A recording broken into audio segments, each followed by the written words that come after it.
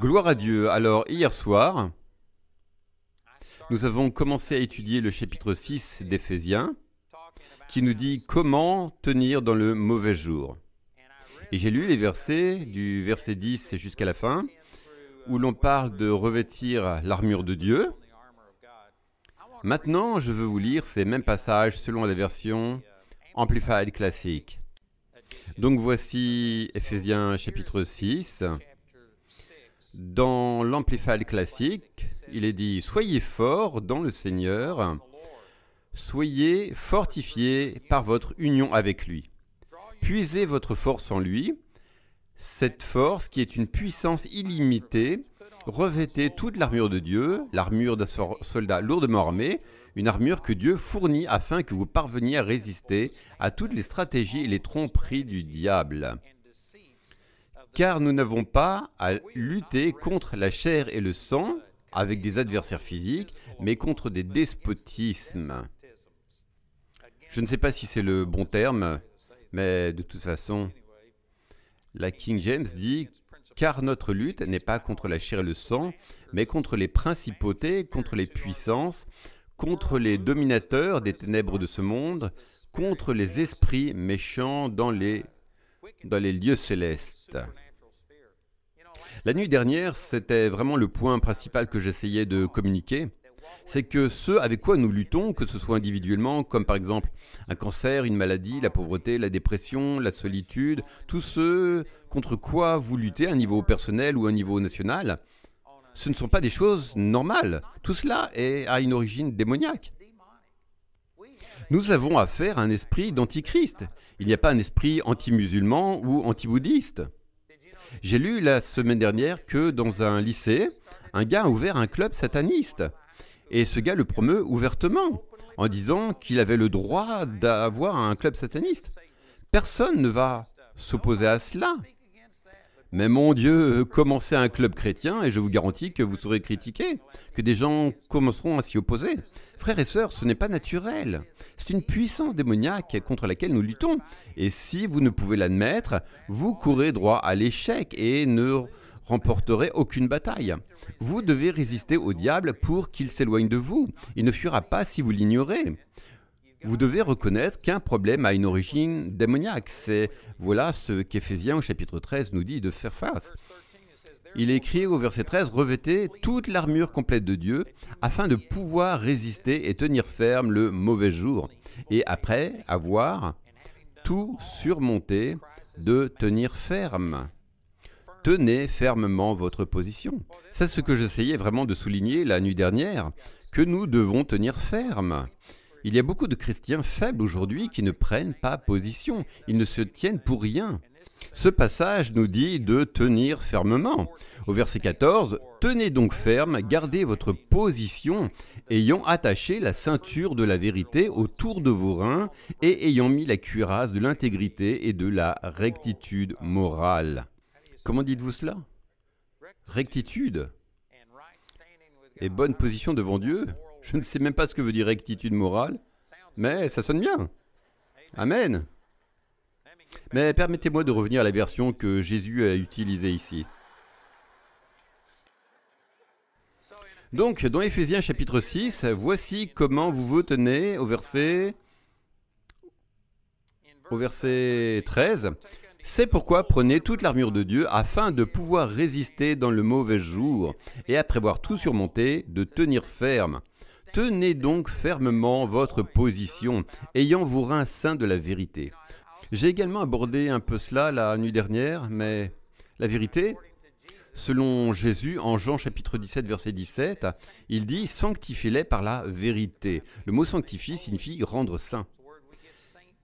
C'est de là dont vient le mot « sanctifier », c'est-à-dire que ce qui nous met à part, nous distingue, est la vérité de la parole de Dieu. Et c'est de cela dont il est question ici. En commençant à prendre l'armure de Dieu, vous devez avoir vos reins saints de la vérité. Et encore une fois, comme Jim le disait plus tôt ce matin, une ceinture à l'époque biblique ne servait pas à maintenir votre pantalon, mais à tenir vos armes et d'autres choses. Cela représente toute cette armure. Cela représente un soldat et c'est sur cette ceinture que vous aviez votre épée ou toutes sortes d'autres choses. Et la vérité doit être la chose qui nous entoure complètement. Et encore une fois, il y aura bien des choses à dire, mais la ligne de démarcation entre tout ce qui est divin et ce qui ne l'est pas, c'est la vérité. Satan est l'auteur de tous les mensonges. Dieu est l'auteur de toute vérité. Si c'est un mensonge, c'est du diable. Peu importe à quoi ressemble la personne, à quel point elle est célèbre ou quoi que ce soit d'autre, nous devons en arriver à prendre la vérité et laisser la vérité triompher de tout le reste. La parole de Dieu est la vérité. Et donc, nous devons avoir nos reins ceints de la vérité et porter la cuirasse de la justice. Vous savez, c'est quelque chose que j'ai enseigné pendant des semaines, et nous devrions tellement insister sur ce point. Mais la justice ne parle pas de vos actions. C'est une justice accordée gratuitement. Il y a une justice par la foi. Il y a aussi une justice qui est souvent appelée justice propre, qui est une justice basée sur vos actions. Et vous savez que vous avez besoin des deux? Vous avez effectivement besoin des deux. Vous avez besoin d'une justice propre, mais elle est inutile quand il s'agit de se rapporter à Dieu. Vous devez comprendre que Dieu ne communie pas avec vous en fonction de votre propre justice. Laissez-moi vous montrer cela en Romains 10. Je vais remonter un petit peu avant, au chapitre 9. Romains chapitre 9, au verset 31, il est dit « Le peuple d'Israël cherchait à devenir juste par la loi, pourtant il n'y est pas arrivé. C'est ce dont parlait Jim. Ils ont essayé de l'obtenir à travers la loi de l'Ancien Testament, en faisant ce qui est bien juste, et ils n'y sont pas parvenus, parce que vous ne pouvez jamais y parvenir. La loi n'a pas été donnée pour vous libérer. La loi a été donnée pour vous lier et vous montrer à quel point vous êtes loin de la norme parfaite de Dieu. L'homme, la religion, a totalement mal compris cela. Mais cela dit, parlant de ces Juifs, qu'ils ont suivi la loi de la justice et n'ont pas atteint la loi de la justice. Pourquoi? Parce qu'ils ne l'ont pas cherché par la foi. Il y a une justice par la foi, et puis il y a une justice qui vient de vos propres actions. La justice signifie simplement une position correcte. Et quand il s'agit de Dieu, vous ne pouvez pas vous approcher de Dieu sur la base de vos propres actions, car peu importe à quel point vous êtes bon, vous ne parviendrez jamais à la gloire de Dieu. Ainsi, la justice propre, la justice basée sur vos actions, basée sur le respect de la loi, le respect de certaines règles, sont inutiles quand il s'agit de votre relation avec Dieu. Vous devez avoir été rendu juste par la foi, mais vous avez besoin d'une justice basée sur vos actions dans vos rapports avec les autres.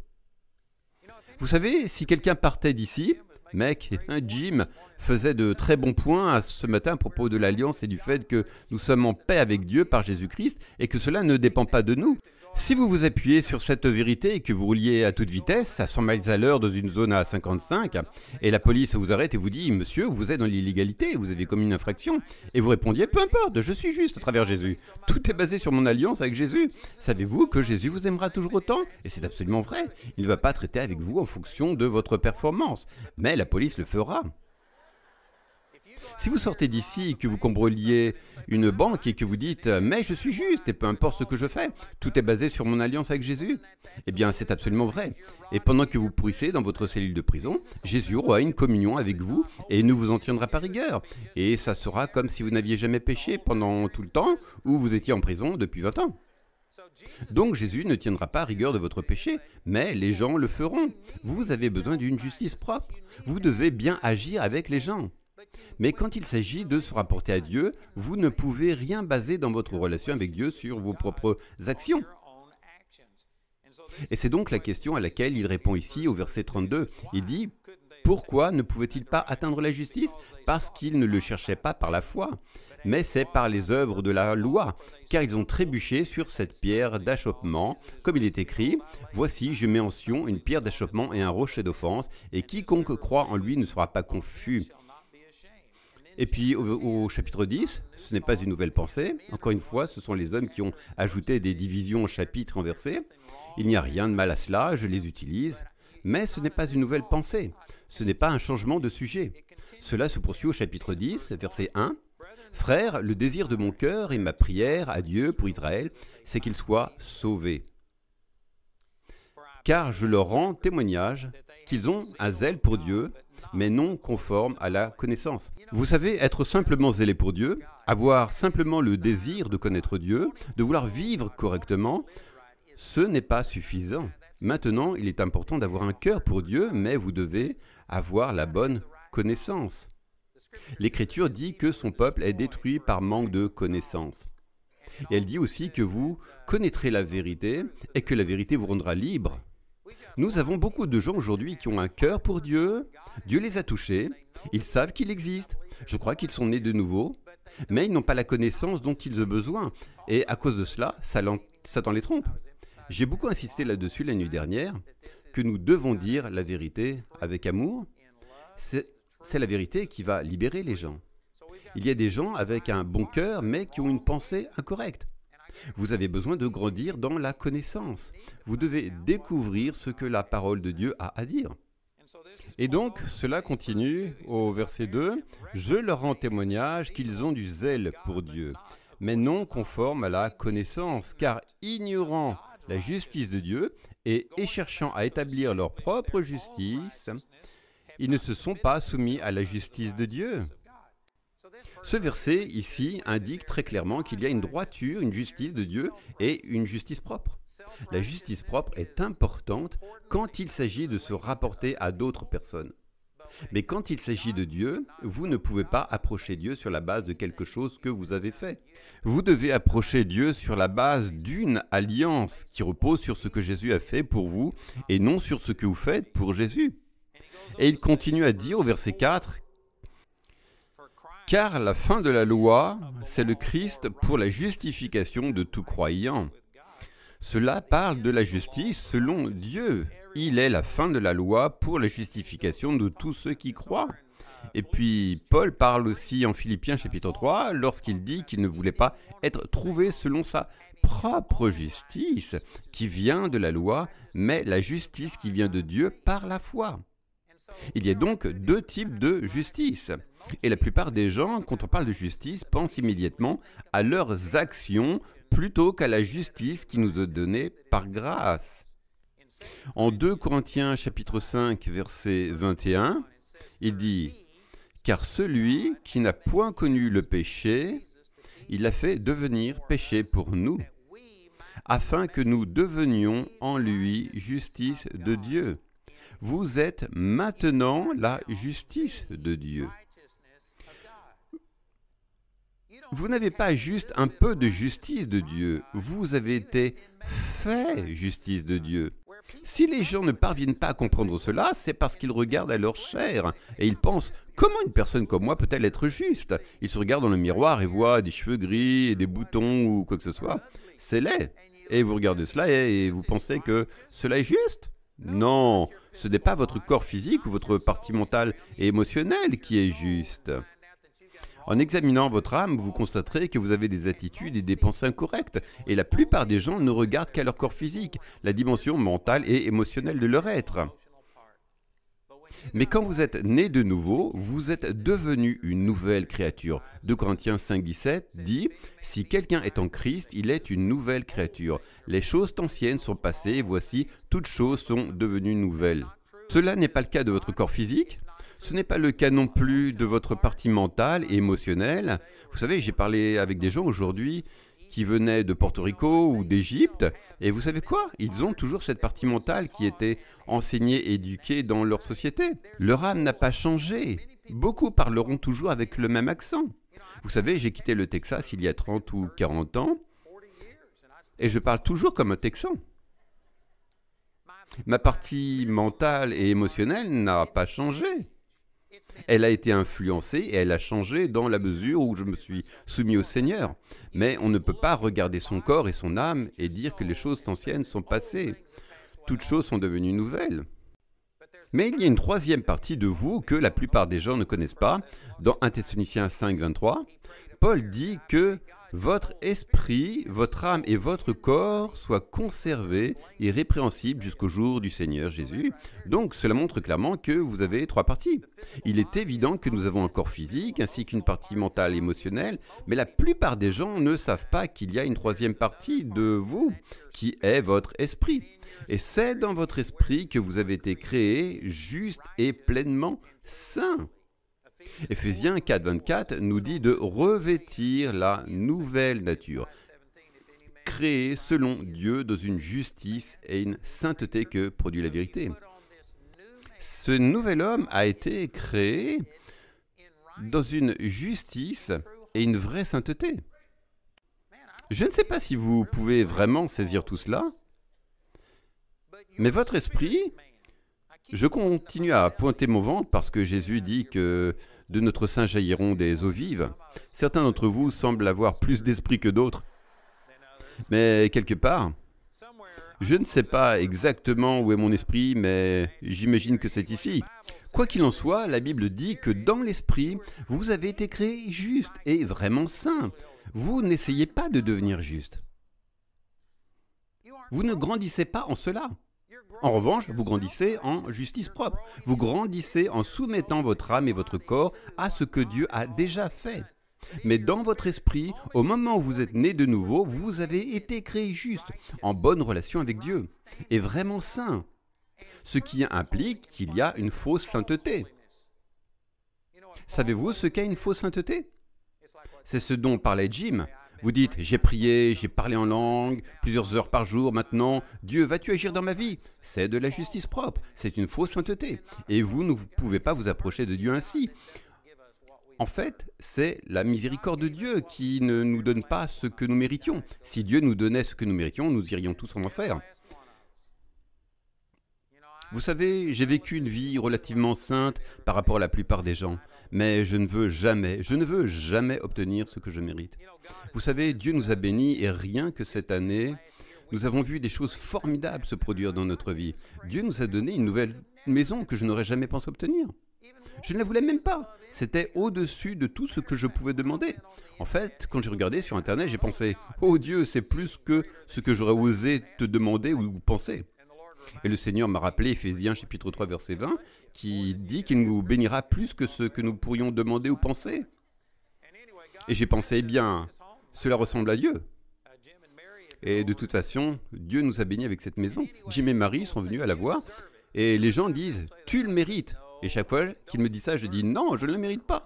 Mais je vais le recevoir au nom de Jésus. Amen. Mais les gens essaient toujours de dire d'une manière ou d'une autre, tu mérites cela. Si nous obtenions ce que nous méritions, chacun de nous irions en enfer. 2 Corinthiens, chapitre 10, je crois que c'est le verset 12 qui dit « Ils se mesurent et se comparent entre eux ». Est-ce bien cela? Nous n'osons pas nous égaler ou nous comparer à quelques-uns de ceux qui se recommandent eux-mêmes, mais en se mesurant à leur propre mesure et en se comparant eux-mêmes, ils manquent d'intelligence. Si vous vous comparez avec d'autres personnes, vous n'êtes pas sage, car cela relève toujours de la justice propre. Mais la justice qui vient de Dieu est un don. Nous recevons le don de la justice. Ce n'est pas quelque chose que vous gagnez. Cela repose sur votre alliance avec Dieu. Et quand il dit, voici comment Paul dit ceci, de saisir la vérité, la parole de Dieu, l'une des premières choses à faire est de revêtir cette cuirasse de la justice. Une bonne relation avec Dieu et cette couverture, vous savez, la cuirasse couvre vos organes vitaux, ici, votre cœur et vos poumons, des choses comme ça. Vous devez revêtir cette cuirasse parce que Satan va venir contre vous. Et si vous ne comprenez pas que vous êtes juste grâce à ce que Jésus a fait et non grâce à ce que vous faites, que cela n'a rien à voir avec votre performance, eh bien, cela vous protège simplement contre toutes ces mauvaises choses que Satan essaie de vous communiquer. Et c'est l'une des choses qui manquent dans le corps de Christ. Je vais dans beaucoup d'églises et souvent, ils me mettent dans la salle de prière avant le service. Et l'une des choses que j'entends souvent, ce sont des gens qui disent « Oh Dieu, rends-nous justes! Oh Dieu, rends-nous justes !» Et j'ai juste envie de dire « Mais pourquoi ne pas naître de nouveau et être créé juste ?» Ce dont ils parlent en fait, c'est de leurs actions. Ils veulent surmonter un péché, un échec dans leur vie, et il y a un moment pour cela. Vous n'avez pas besoin de continuer à fumer, à boire et à vous droguer. Vous devez surmonter ces choses. Vous avez besoin d'un peu de justice propre, mais quand il s'agit de Dieu, Dieu est un esprit. Jean 4,24 dit que Dieu est un esprit et que ceux qui l'adorent doivent l'adorer en esprit et en vérité. Il n'a pas dit que c'était la meilleure façon de l'adorer. Il a dit que nous devions l'adorer de cette façon. Dieu est un esprit et Dieu vous regarde, vous et moi, en esprit. Et vous savez ce qu'il voit? Il voit la justice. Si vous êtes né de nouveau dans votre esprit, vous êtes juste. Encore une fois, je me réfère à 2 Corinthiens chapitre 5, verset 21. Dieu, le Père, l'a fait. Lui qui ne connaissait pas le péché, il a été fait péché pour nous, afin que nous soyons faits justice de Dieu en lui. Dieu vous a donné sa justice et il ne vous a pas donné une petite partie de la justice. Il vous a donné la même justice que Jésus a. Regardez cela. Je ne suis pas sûr de pouvoir le citer correctement. Alors, laissez-moi aller à 1 Corinthiens chapitre 1 et au verset 26 qui dit « Considérez, frères, comment vous avez été appelés. Il n'y a parmi vous ni beaucoup de sages selon la chair, ni beaucoup de puissants, ni beaucoup de nobles. » Vous savez, cela offense la plupart des gens. Ils n'aiment pas cela et vont dire « Ah, je pense que je suis vraiment sage, je suis vraiment quelqu'un de génial. » Et il y a beaucoup de gens qui pensent que la raison pour laquelle Dieu m'a choisi, c'est parce qu'il avait besoin de quelqu'un avec mes talents et mes compétences. Vous n'avez peut-être pas le culot de le dire exactement comme je l'ai dit, mais c'est vraiment ainsi que la plupart des gens pensent. Ils s'offensent de cela. C'est comme si Dieu disait que si vous êtes faible, si vous êtes méprisé, si vous êtes au plus bas, si vous n'êtes rien, si vous êtes rejeté, ce n'est pas ainsi que les hommes le feraient. Mais Dieu dit qu'il ne choisit pas les hommes qui s'estiment sages selon la chair.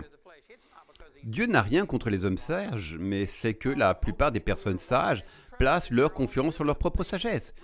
Ils lisent leurs propres communiqués de presse, ils sont enthousiastes à propos de leurs propres compétences. Dieu n'est pas méprisant, il n'est contre personne, il veut utiliser n'importe qui, mais les gens qui ont tendance à s'appuyer sur le naturel ont tendance à placer leur confiance en eux-mêmes. Et c'est la raison pour laquelle Dieu choisit les choses viles du monde, celles qu'on méprise, celles qui ne sont pas pour réduire à rien celles qui sont, afin que nulle chair ne se glorifie devant Dieu. Et Dieu a choisi les choses faibles du monde pour confondre les choses qui sont puissantes. Et les choses basses du monde et les choses méprisées, Dieu les a choisies, et les choses qui ne sont pas pour réduire à néant les choses qui sont. Et pourquoi a-t-il fait cela? Au verset 29, afin que personne ne se glorifie en sa présence. Dieu prend plaisir à utiliser des personnes avec toutes sortes de défauts et de faiblesses, de sorte que lorsque Dieu agit à travers elles, Dieu reçoit le crédit et non cette personne. Puis le verset suivant dit « Car c'est par lui que vous êtes dans le Christ Jésus, qui est devenu pour nous sagesse, venant de Dieu, justice, sanctification et rédemption. » Jésus est maintenant votre justice. Et si vous dites, eh bien, toute ma justice est comme un vêtement souillé, c'est une citation d'Ésaïe 64:6. Et c'est vrai si vous parlez de justice propre. Et saviez-vous que le mot pour vêtement souillé, en hébreu, parle littéralement d'un tissu menstruel? C'est de cela dont il s'agit. Toute votre justice propre est comme un tissu menstruel. C'est comme quelque chose que vous jetez au loin.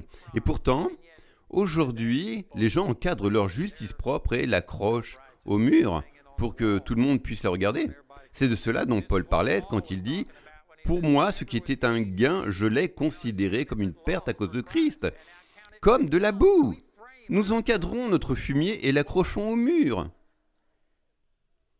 Tout cela est de la justice propre, et celle-ci est comme un vêtement souillé. Cela offense les gens. Alors, il y a des gens qui disent simplement, vous savez, toute ma justice est comme un vêtement souillé.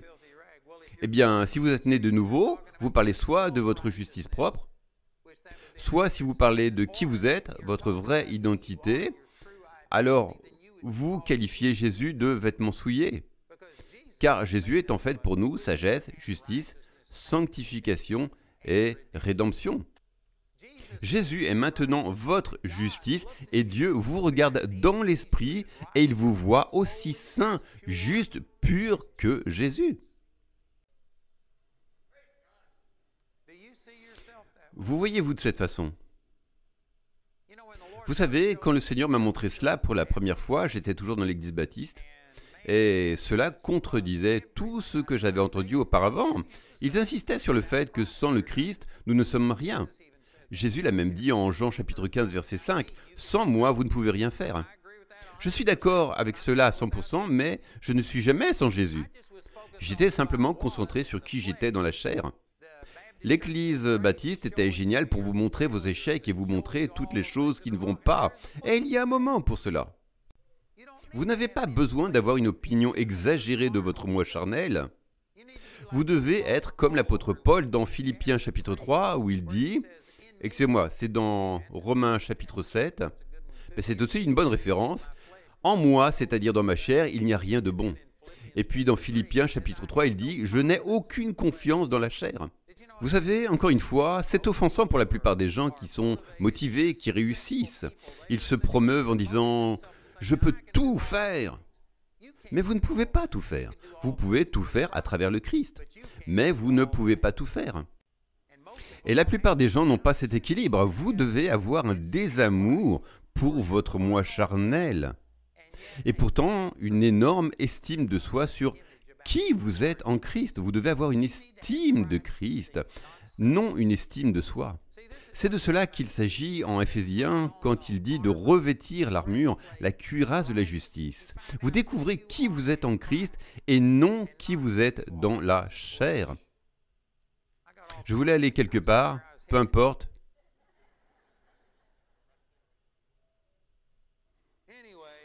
Peu importe, je suis juste. Oh, les baptistes m'ont fait prendre conscience de mon injustice, de mes échecs dans la chair, ce qui n'est pas une mauvaise chose. Et quand le Seigneur me l'a montré pour la première fois, je me suis dit, « Oh mon Dieu, je ne suis pas une personne juste. » J'avais l'impression que Dieu allait me foudroyer. Et pourtant, je l'avais vu dans sa parole.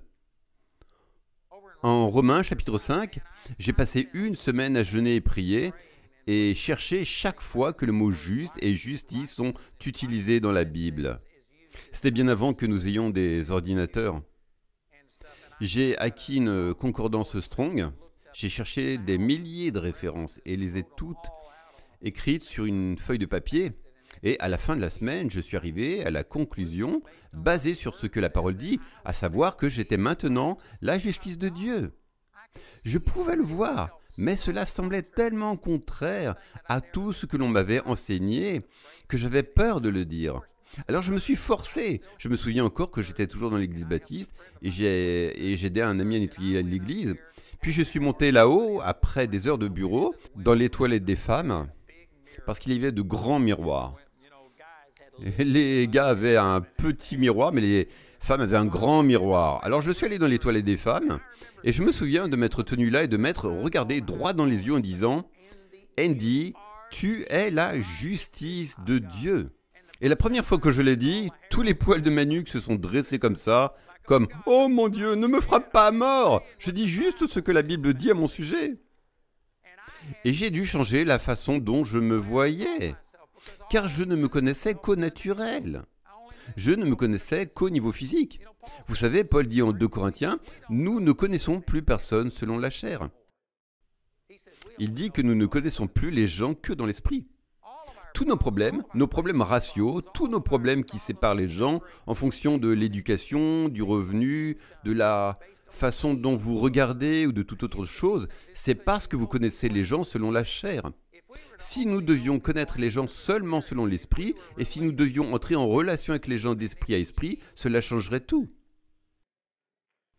Mais Paul a dit « Nous ne connaissons plus personne selon la chair ». Puis il ajoute « Car si quelqu'un est en Christ, il est une nouvelle créature. Vous n'êtes plus seulement un être humain physique. Vous avez toujours un corps physique, mais ce n'est pas le vrai vous. Le vrai vous est à l'intérieur. Et quand vous êtes né de nouveau, vous êtes devenu la justice de Dieu en Jésus-Christ. Et Dieu est un esprit et vous regarde dans votre esprit. Et dans votre esprit, vous êtes aussi juste, pur et saint que Jésus l'est. Il n'y a aucune différence entre vous et Jésus dans votre esprit. 1 Jean chapitre 4, verset 17 dit « Voici comment l'amour est parfait en nous, afin que nous ayons de l'assurance au jour du jugement. Tel il est lui, tel nous sommes aussi dans ce monde. » La religion chante « Quand nous serons tous au ciel, alors ce sera un grand jour dans le doux au-delà. Nous parlerons du ciel et le ciel sera génial parce que nous nous débarrasserons d'un corps physique et de cette pensée animale qui est un obstacle. Mais dans l'esprit, vous êtes déjà en ce moment même exactement tel que vous serez pour toute l'éternité. Votre esprit est créé dans la justice et la vraie sainteté. Et tel Jésus est, tel nous sommes dans ce monde. Cela ne parle pas de votre corps physique, cela ne parle pas de vos actes de justice propre. Cela traite de qui vous êtes dans l'esprit. Vous êtes juste. C'est phénoménal. Et vous savez, si vous compreniez cela, si c'était votre identité, vous finiriez par le vivre. Mais tel un homme pense dans son cœur, tel il est. La plupart d'entre nous se voient comme un ancien pécheur, sauvé par grâce. Je ne suis pas un ancien pécheur, juste sauvé par grâce. J'étais un ancien pécheur, mais maintenant je suis né de nouveau et je suis la justice de Dieu en Jésus-Christ. Il m'a donné sa justice. Et si vous pouviez non seulement entendre ces paroles et même les réciter, mais si vous pouviez le voir et si cela pouvait devenir votre identité, vous finiriez par agir comme celui que vous êtes dans l'esprit. Mais la plupart d'entre nous ne se connaissent qu'au naturel. Nous ne nous connaissons qu'en ce royaume physique. Et donc nous résistons un moment, nous essayons de vivre pour Dieu, mais si quelque chose se produit et que cela devient difficile, nous cédons parce que nous finissons par penser « Après tout, c'est tout ce que je suis juste un pécheur sauvé par la grâce. » Et donc vous finissez par vivre cela. Mais lorsque vous devenez né de nouveau, vous devenez une toute nouvelle personne. Vous êtes maintenant la justice de Dieu. Vous avez autant de sainteté et de justice à l'intérieur de vous que Jésus en a. Car c'est sa justice qui vous a été donnée. Il est devenu péché pour que vous puissiez être la justice de Dieu. Si vous pouviez voir cela et le comprendre, cela transformerait tout. Vous savez, j'ai prié avec une femme aujourd'hui qui disait qu'elle faisait face à un trouble de stress post-traumatique et je lui ai demandé qu'est-ce qui a causé tout cela. Et elle a dit que c'était lié à toutes sortes d'abus qu'elle a eus lorsqu'elle était enfant ainsi que dans son mariage. Et donc, elle parle de ça et je lui ai dit, vous regardez ce que les gens vous ont fait. Et je ne dis pas que les gens ne vous ont pas maltraité, mais vous ne regardez pas ce que Jésus a fait pour vous. J'ai dit que vos émotions suivront ce sur quoi vous vous concentrez. Et si vous vous concentrez sur ce que les gens vous font et sur tous les problèmes que vous avez dans votre vie, vous serez déprimé, vous serez découragé, vous aurez un stress post-traumatique.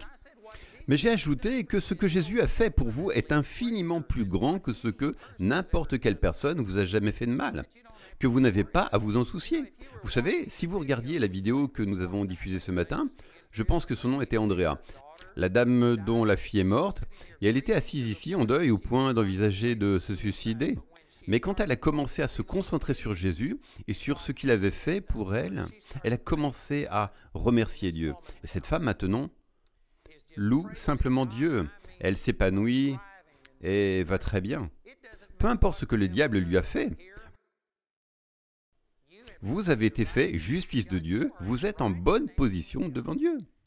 Le Dieu Tout-Puissant, qui a tout un univers à gérer, vous aime et passe du temps avec vous. Et à tout moment, jour ou nuit, il est là pour vous. Il vous écoute, il n'est jamais trop occupé pour vous. Si vous vous concentriez sur cela, sur votre position juste devant Dieu, je vous garantis que cela transformerait vos actions. La sainteté devrait être le fruit de votre relation avec Dieu, pas la racine. Ce n'est pas votre sainteté, ce ne sont pas vos actions qui font que Dieu déclare que vous êtes en bonne position devant lui. C'est ce que Jésus a fait. Et quand vous le recevez, et si vous pouviez vraiment comprendre que Dieu est satisfait de moi, pas à cause de ce que je fais, mais à cause de ce que Jésus a fait. Cela capturera votre cœur, cela libérera tellement d'amour dans votre vie que vous servirez Dieu mieux par accident que vous ne l'avez jamais fait délibérément auparavant. J'étais dans une église au Kansas une fois, je me suis levé et j'ai dit « Combien d'entre vous aiment Dieu ?»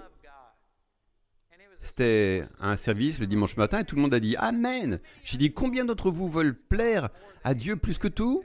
Et tout le monde « Amen !» Et j'ai dit, maintenant, soyez honnêtes, combien d'entre vous plaisent à Dieu? Et vous savez, sur probablement 400 personnes dans ce service, il y avait 2 personnes, un garçon de 11 ans et une fille de 12 ans, qui ont levé la main pour dire qu'ils plaisaient à Dieu. Et j'ai dit, voici un problème majeur. Vous voulez vraiment plaire à Dieu, pourtant vous ne pensez pas pouvoir le faire. J'ai dit, c'est le recette du désastre. Et c'est là que la majorité des chrétiens vivent. Parce qu'ils pensent que Dieu est satisfait d'eux en fonction de leurs actions et leur propre cœur les condamne constamment et leur fait savoir que leurs actions ne sont pas comme elles devraient être. Comme vous le savez, Jacques 4, 17 dit que celui qui sait faire le bien et ne le fait pas, il commet un péché. Le péché, ce n'est pas seulement enfreindre l'un des 10 grands commandements, ce ne sont pas seulement les grandes choses. Le péché, c'est quand vous savez que vous êtes censé faire le bien et que vous ne le faites pas. Si vous ne priez pas autant que vous devriez, si vous n'étudiez pas la parole, eh bien c'est un péché. Vous êtes passé à côté. Si vous n'aimez pas votre femme de la manière dont le Christ aime l'Église, c'est un péché.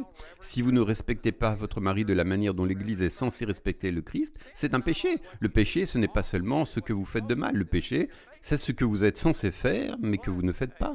De plus, en Romains chapitre 14, verset 23, la dernière partie de ce verset dit que tout ce qui ne procède pas de la foi est un péché. Chaque fois que vous n'êtes pas dans la foi, chaque fois que vous doutez de quelque manière que ce soit, c'est un péché. Si vous vous approchez simplement de Dieu en fonction de vos propres actions, votre propre cœur vous condamnera et vous ne vous sentirez jamais comme si vous plaisiez à Dieu. Et c'est ce qui se reflétait dans cette assemblée. 400 personnes ont dit « Je veux plaire à Dieu plus que tout », mais 2 petits-enfants seulement ont dit qu'ils plaisaient à Dieu sur 400. Parce que pour ces derniers, faire plaisir à Dieu reposait sur leur performance. Dieu ne vous regarde pas de cette manière. Il est conscient de vos actions. Il vous aime assez pour ne pas vous abandonner à vous-même et il veut que vous vous amélioriez afin que vous fermiez toute porte à Satan dans votre vie. Mais Dieu est satisfait de vous en fonction de qui est Jésus, en fonction de cette alliance dont parlait Jim. Il vous voit à travers l'alliance. Et la plupart d'entre nous vivent encore comme Méphibosheth, ou peu importe comment on dit son nom. La plupart d'entre nous vivent encore comme lui et vivent dans la crainte. Nous nous cachons et nous avons peur que Dieu nous tombe dessus à bras raccourcis. Encore une fois, la plupart des gens ne doutent pas de la capacité de Dieu. Le simple fait que vous soyez ici un vendredi matin démontre que vous êtes fanatique. Ou vous avez été conduit ici par un fanatique.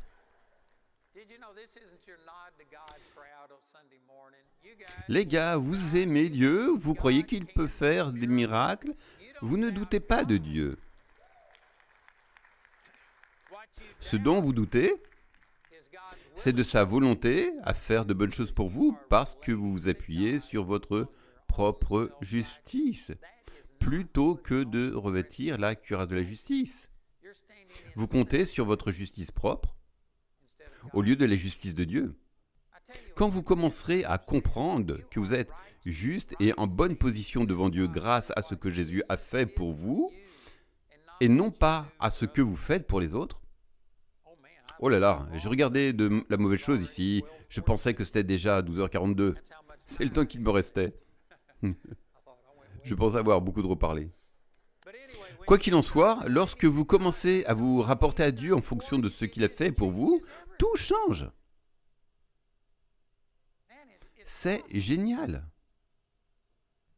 Et au lieu d'essayer de dissimuler vos erreurs et d'avoir bonne conscience, c'est pourquoi les gens finissent par condamner les autres. Parce qu'au lieu de voir qui ils sont en Christ et de se reposer sur cette vérité, ils se comparent constamment aux autres et essaient d'être meilleurs. Ils finissent par critiquer et dénigrer les autres. Vous savez, l'une des choses dans notre ministère qui est vraiment bien et dont nous avons déjà parlé, c'est que je pense que l'une des raisons pour laquelle Dieu a béni notre ministère, c'est parce que je ne suis pas intimidé par ce que font les autres, même s'ils ont une onction ou quelque chose de mieux que moi. Nous avons des gens qui viennent à l'école parce qu'ils m'ont vu à la télévision, donc ils viennent à cause de moi. Mais quand ils arrivent à l'école, ils finissent par préférer les autres instructeurs à moi. Et les gens viennent me voir tout le temps en disant « Je pensais que vous étiez mon professeur préféré, maintenant cette personne est mon préféré. » Et la plupart des gens pensent que c'est terrible. Non, j'adore ça. Je n'ai aucun problème quant au fait qu'un autre ministère soit meilleur que moi. D'ailleurs, c'est moi qui ai invité ces autres personnes à parler à l'école et j'adore ça. Mais je pense que l'une des raisons pour laquelle Dieu bénit notre ministère, c'est parce que je ne suis pas intimidé et je n'ai pas besoin d'être meilleur que quelqu'un d'autre. J'ai trouvé ma place en Jésus. J'ai trouvé ma place en Jésus. J'ai confiance en qui je suis en Jésus. Je dis souvent que si j'étais Dieu, je ne me choisirais pas. Je ne suis pas le couteau le plus tranchant du tiroir, je ne parle pas aussi bien que d'autres, mais je suis tellement content qu'il m'ait choisi, je suis content et je ne suis pas défié par les autres. Je sais que Dieu est celui qui m'a donné la plateforme que j'ai aujourd'hui et je ne me sens pas en compétition avec les autres. Nous avons fait venir Bill Johnson et Randy Clark et ils ont tenu quelques réunions chez nous. Je ne sais pas combien d'entre vous les connaissent, mais ils sont d'un autre courant. Et de toute façon, nous aimons tous le même Seigneur, mais ils exercent le ministère d'une manière différente de la mienne. Et donc, ils voulaient que je me lève et que je serve, et tout ce qu'ils avaient fait cette semaine-là, ce n'était pas du tout comment je le fais habituellement. Et donc, quand je me suis levé pour servir, j'ai dit, vous savez, chaque fois que vous voyez deux courants se rejoindre, il y aura un peu de turbulence. Et j'ai admis que les choses étaient différentes, mais j'ai dit, je vois Dieu en vous, les gars. Je vous aime. Dieu a lié nos cœurs ensemble et nous sommes différents. Et ensemble, nous sommes meilleurs qu'individuellement. Si tout le monde était comme moi, ce serait ennuyant. Je ne veux pas que tout le monde soit comme moi. Je ne veux pas que les gens viennent dans notre collège biblique pour devenir des petits clones d'Andrew et être exactement comme moi. Il y a une puissance et une synergie énorme lorsque vous réunissez des personnes.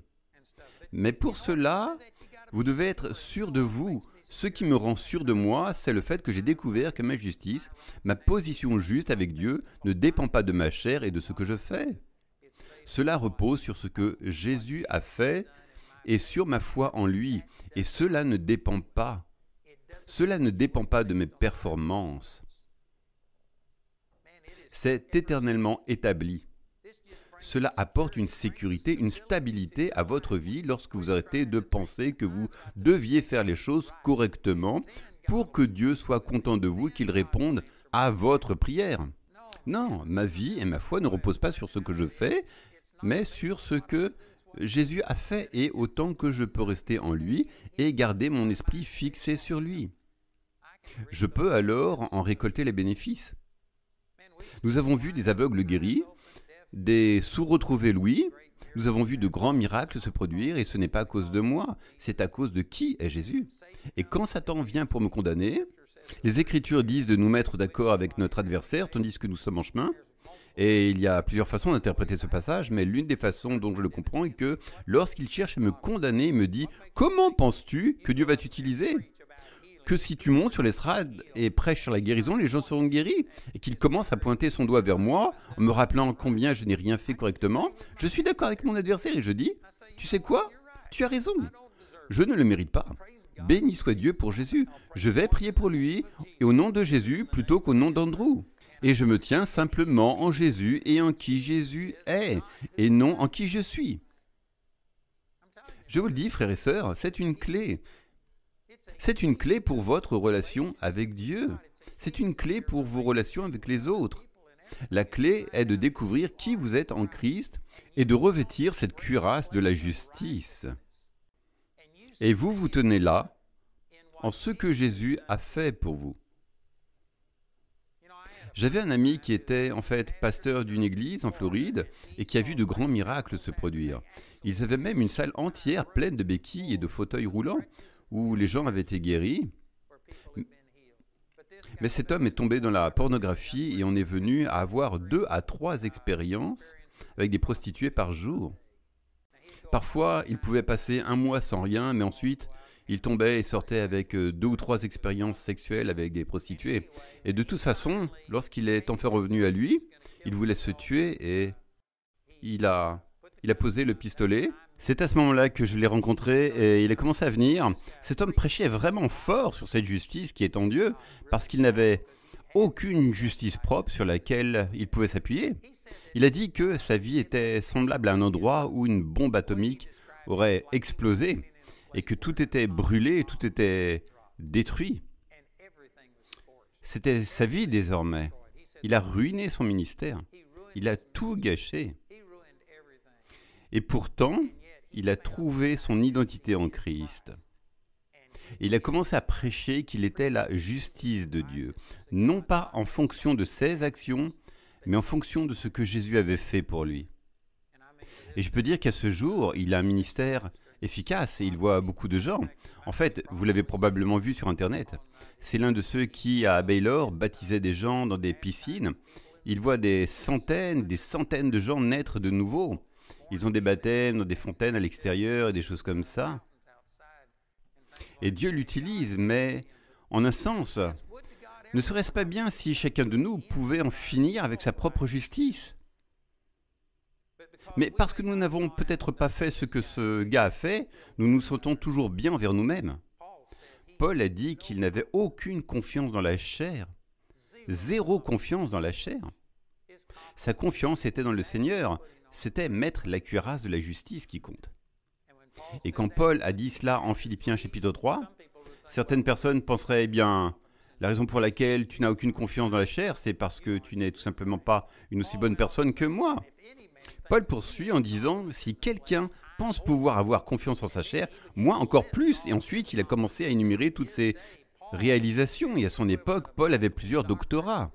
Et pourtant, il a dit, je les compte tous comme étant perdus, afin que je puisse connaître le Christ et être trouvé en lui, non pas avec ma propre justice qui vient de la chair, mais avec la justice qui vient de Dieu par la foi.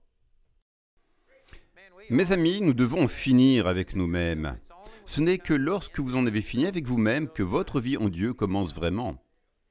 Et pour moi, c'est cela la justice.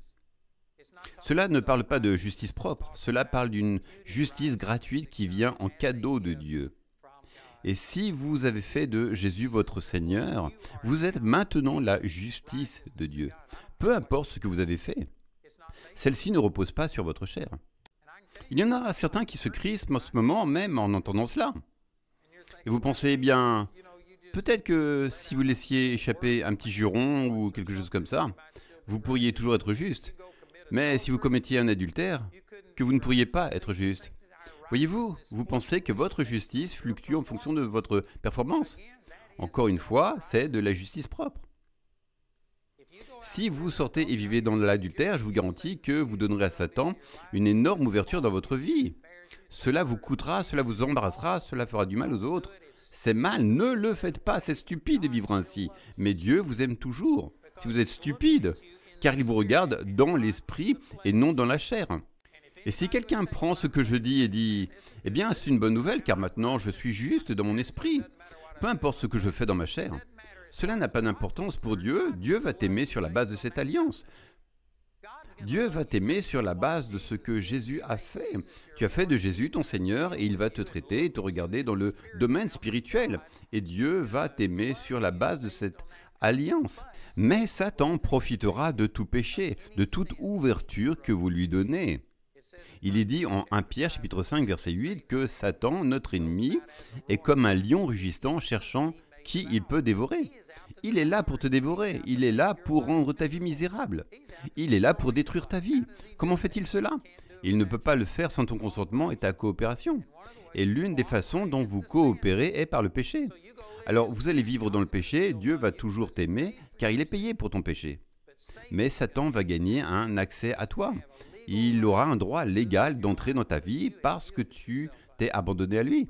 Romains 6, verset 16 dit « Ne savez-vous pas que si vous vous livrez à quelqu'un comme esclave pour lui obéir, vous êtes esclave de celui à qui vous obéissez, soit du péché qui conduit à la mort, soit de l'obéissance qui conduit à la justice. Si vous vous livrez au péché, vous vous livrez à Satan.